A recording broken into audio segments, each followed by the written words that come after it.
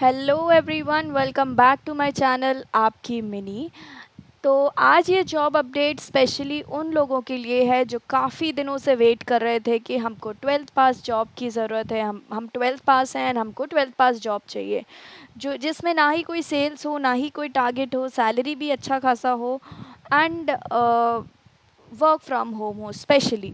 तो आज का वीडियो आप सबके लिए है, जो भी ट्वेल्थ पास लोग हैं आप यहाँ पे एलिजिबल हैं। ग्रेजुएट हैं अगर आप तो भी एलिजिबल हैं। ट्वेल्थ पास के बाद आप खाली बैठे हो तो भी आप अप्लाई कर सकते हैं। अगर आप ग्रेजुएशन कर रहे हो तब भी आप अप्लाई कर सकते हैं। ठीक है, तो जॉब कंपनी की बात करेंगे। आपके सामने कंपनी का लोगो दिख रहा होगा, स्टारटेक्स की तरफ से ये जॉब आई है। 100% यहाँ पर रिवर्ट आएगा क्योंकि काफ़ी सारे लोग हैं जो इसमें ऑलरेडी वर्क कर रहे हैं। आप इसके रिव्यूज़ भी चेक कर सकते हैं। अगर कभी भी आपको लगे ना कि ये पता नहीं कंपनी कैसा है, मुझे नहीं पता, तो आप इसके गूगल कंपनी का नाम साथ में बगल में रिव्यू डाल सकते हैं और गूगल कर लीजिए। तो गूगल में जितने भी वेबसाइट्स हैं जो रिव्यूज़ लिखती हैं अलग अलग कंपनीज़ का, तो वहाँ से आपको पता चल जाता है कि ये जेन्युइन है या फ्रॉड है। सिर्फ मेरे ही चैनल का नहीं, या किसी और भी, सारे चैनल सबका आप देख सकते हैं।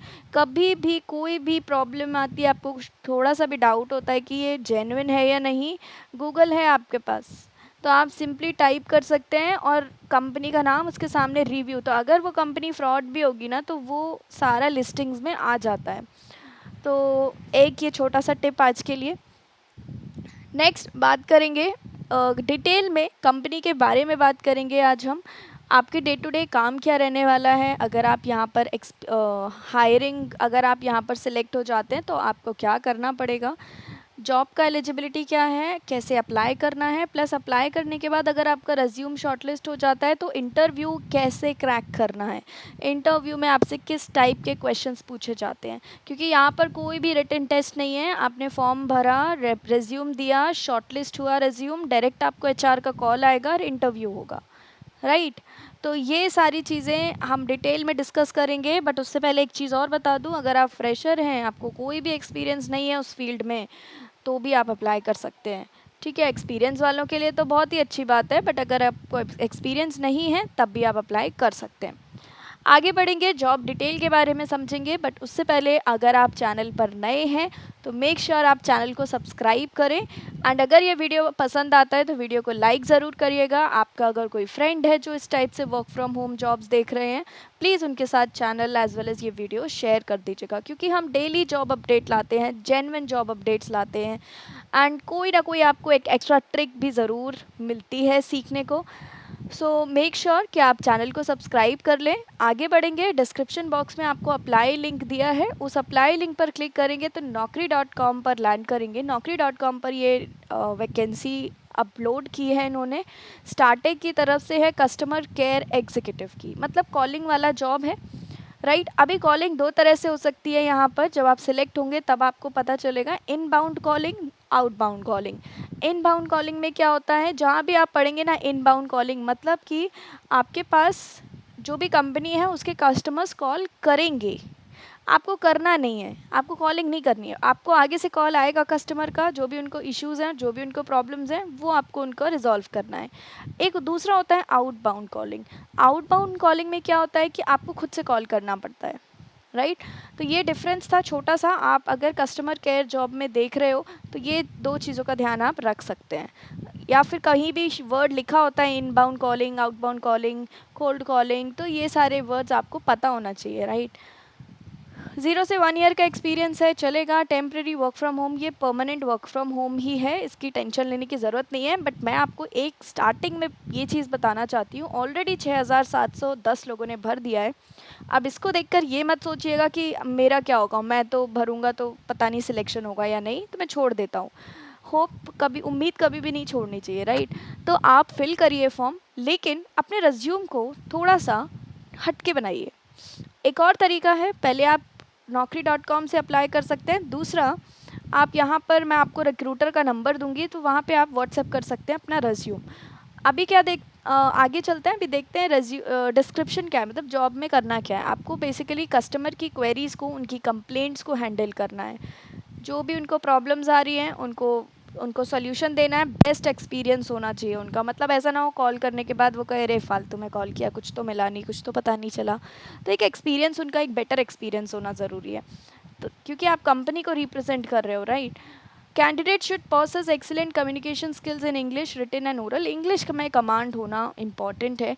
तो आप देख सकते हैं इंग्लिश का रोल कितना इम्पॉर्टेंट है। अगर थोड़ा बहुत भी आप बोल ले रहे हो एंड समझ लेते हो, लिख लेते हो, पढ़ लेते हो, तब भी ठीक है। देखिए एक्सेलेंट इंग्लिश तो किसी का नहीं होता है, होता है ऐसा नहीं है, बट समटाइम्स वो एक्सेलेंट इंग्लिश वाले भी कहीं ना कहीं गलतियाँ कर देते हैं। सो आई वुड नॉट से कि आपका इंग्लिश एक्सेलेंट हो, but it should be at least कि आप नॉर्मल बोल सकें, कॉन्वर्सेशन कर सकें, ठीक है। बाकी कस्टमर केयर की जॉब ऐसी होती है जब आप एटलीस्ट 2-3 महीने भी जॉब कर लेते हैं ना, आपका इंग्लिश ऑटोमेटिकली फ्लुएंट हो जाता है। किसी को कुछ करने के एक्स्ट्रा एफर्ट्स डालने की ज़रूरत नहीं पड़ती है। तो ये एक बेस्ट पार्ट है। इवन काफ़ी लोग ऐसे होते हैं जिनको अगर अपनी इंग्लिश इंप्रूव करनी है ना, वो कस्टमर केयर की जॉब करते हैं। वो कहते हैं अभी हम बीपीओ में जॉब कर लेंगे कुछ दिन, इंग्लिश अच्छा हो जाएगा, फिर हम कंपनीज़ में अप्लाई कर देंगे। तो सबका अपना अपना तरीका है, right. Good customer service skills होना चाहिए। ये सारा कुछ आप सीख भी जाएंगे, ये आपको एक ट्रेनिंग भी देंगे। एनी ग्रेजुएट और अंडर ग्रेजुएट, अंडर ग्रेजुएट मतलब अगर आप 12th पास भी है तो भी आप अप्लाई कर सकते हैं। अगर एक्सपीरियंस है वेल एंड गुड, नहीं है तब भी आप अप्लाई कर सकते हैं। लिखा है यहाँ पर freshers can also apply, right. आपके पास खुद का लैपटॉप्स होना या डेस्कटॉप होना, अच्छा इंटरनेट कनेक्टिविटी के साथ, दिस इज़ मस्ट। ये तो ऑब्वियस है। बड़ी कंपनीज़ या कुछ ही कंपनीज़ होती हैं जो आपको लैपटॉप वगैरह प्रोवाइड करती हैं, लेकिन काफ़ी कंपनीज़ ऐसी होती हैं जो बोलती हैं एटलीस्ट आपको वर्क फ्रॉम होम करना है तो सिस्टम तो आपका होना चाहिए, राइट। अभी इसके नीचे देखिए ये व्हाट्सएप नंबर लिखा हुआ है, आप इस नंबर पर सीवी भेजेंगे, कॉल नहीं करेंगे। अगर रिवर्ट नहीं आता 1-2 दिन का वेट करिए। अगर आपका रिज्यूम सेलेक्ट नहीं होगा तो भी आपके पास मेल आएगा या व्हाट्सएप मैसेज आएगा। अगर सेलेक्ट होगा, शॉर्टलिस्ट होगा, तब भी आएगा। आप सीवी अपना सीवी या रिज्यूम मेल भी कर सकते हैं। आप तीनों तरह से अप्लाई कर दीजिए, कहीं ना कहीं से तो रिवर्ट आएगा, राइट। तो अपना रिज्यूम को भी बहुत अच्छा बनाइएगा, उसमें कम्युनिकेशन स्किल्स, आपका इंटरेस्ट या आपकी फील्ड में कम्युनिकेशन स्किल्स अच्छी है और एबिलिटी टू टॉक। उसके बाद लर्निंग का आपको मतलब लर्निंग एनवायरनमेंट मिल जाएगा, रेडी टू लर्न डाल सकते हैं। ये सारी चीज़ें ना जो भी आप डाल रहे हो वो देख के डालिएगा जो इस कंपनी को नीड है एंड जो आपको आता है, ठीक है। उसके बाद पर्क्स एंड बेनिफिट्स जो मिलेंगे वो 16,000 से 20,000 तक के आपको पर्क्स एंड बेनिफिट्स मिल सकते हैं। मतलब आपको आपका सैलरी तो मिलेगा ही, 1.75 से 2.5 का स्टार्टिंग है। मतलब 1.75 आप समझ रहे हो, 17-18 हज़ार लगभग। और अगर एक्सपीरियंस है तो 2.5, इससे भी ऊपर हो सकता है, डिपेंड करता है आपका इंटरव्यू कैसा दे रहे हो आप। हो सकता है अगर आप फ्रेशर भी हैं लेकिन आप में वो कैपेबिलिटीज़ हैं जो आपका एचआर आपको देख रहा है आप में, तो आपको काफ़ी अच्छा भी मिल सकता है, राइट। तो ये सारा कुछ है, ठीक है। बाकी डिपेंड करता है कि आप किस तरीके से दे रहे हो इंटरव्यू एंड ऑल, अपने आप को प्रेजेंट कैसे कर रहे हो। पर्क्स एंड बेनिफिट्स ये एक्स्ट्रा है। इंसेंटिव्स बोल सकते हैं, आपको इंश्योरेंस दे सकते हैं क्योंकि ये परमानेंट वर्क फ्रॉम होम रहने वाला है। तो आप कंपनी के बारे में ज़रूर पढ़ लीजिएगा, ये सारी चीज़ें हैं। अभी बात करते हैं इंपॉर्टेंट चीज़, आपने अप्लाई कर दिया, अगर आपका रिज्यूम शॉर्टलिस्ट होगा तो आपको या तो ये व्हाट्सएप पर बता देंगे, व्हाट्सएप किया है तो, मेल किया है तो मेल पर रिवर्ट आएगा कि that your resume has been shortlisted और your CV has been shortlisted, और हम कंटिन्यू करेंगे प्रोसेस लाइक दैट। तो उसके बाद आपका टेलीफोनिक राउंड हो सकता है। टेलीफोनिक राउंड तो ऑब्वियसली होगा ही, जिसमें आपका एचआर का कॉल आएगा, 5 से 7 मिनट का होगा जनरली। उसमें फर्स्ट क्वेश्चन तो बहुत ही कॉमन है, tell me something about yourself. फिर उसके बाद हो सकता है आपसे पूछे कि आपको उस रोल के बारे में क्या आता है, कि जिस रोल के लिए आप अप्लाई करें उसके रोल के बारे में आपको पता है। तो प्लीज़ याद रखिएगा इंटरव्यू टाइम कंपनी के बारे में एंड जॉब रोल, ये दोनों पढ़ के जाइएगा। How to resolve customer query पूछ सकते हैं। अगर मान लीजिए कस्टमर क्वेरी आ जाती है, आपके पास डाउट आ जाता है, कुछ भी कस्टमर का क्वेश्चन आ जाता है, कंप्लेन आती है, तो आप उसको कैसे रिजॉल्व करेंगे, तो जनरल टर्म्स में बताना है, राइट। उसके बाद हो सकता है आपका सेकंड कॉल आ जाए, क्योंकि ये जो स्टार्टेक्स है ये इसकी ये कंपनीज़, ये क्लाइंट कंपनीज़ आपके लिए BP as a BPO service provide करती है। जैसे ये फ्लिपकार्ट के लिए हायर कर सकती है आपको एज अ बीपीओ, है ना। तो हो सकता है कि मेन फ्लिपकार्ट के जो इनके क्लाइंट हैं, फ्लिपकार्ट जो क्लाइंट है फिर उनका टेलीफोनिक राउंड आ जाए, तो वो भी नॉर्मल आपसे ई कॉमर्स के बारे में पूछेंगे कि आप ई कॉमर्स के बारे में क्या जानते हैं, इसके एडवांटेज क्या होते हैं, इसके डिसएडवांटेज क्या होते हैं, क्या आपने कभी शॉपिंग किया है, ऑनलाइन शॉपिंग किया है, या आपने कभी ऑनलाइन शॉपिंग करते टाइम इस टाइप का कोई इशू फेस किया है। इसके बाद जो लास्ट राउंड होगा उसमें बेसिकली आपका वीडियो कॉल होगा। तो आपका जब सेकंड राउंड क्लियर हो जाएगा, टेलीफोनिक राउंड, तो ये आपको वीडियो कॉलिंग के थ्रू मतलब आपको व्हाट्सएप पर लिंक देंगे कि ये लिंक आपको ज्वाइन करना है। गूगल मीट का लिंक हो सकता है, और वीडियो कॉलिंग है तो जूम का भी हो सकता है, डिपेंड्स। उसमें आपको बेसिकली आपसे नॉर्मल क्वालिफ़िकेशन पूछेंगे। फिर आपको सिचुएशंस दे सकते हैं कि मान लीजिए एक कस्टमर है जिन्होंने टी शर्ट ख़रीदा, उसको 2-3 बार वॉश करने के बाद वो फेड हो गई, वो उसका रंग निकल गया, राइट। तब उस केस में आप किस तरीके से उस कस्टमर से डील करेंगे, कैसे आप उसको आंसर करेंगे।